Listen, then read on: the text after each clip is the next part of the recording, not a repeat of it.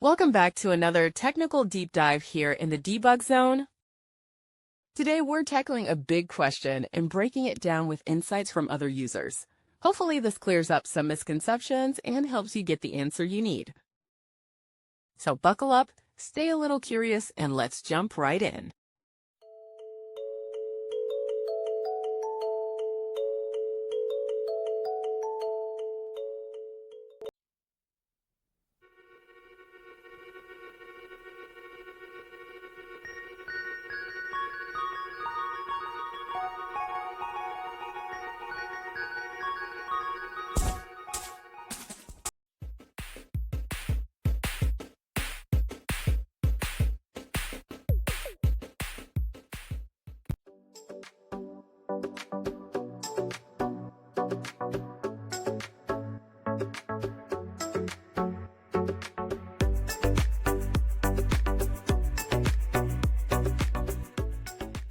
And that's a wrap.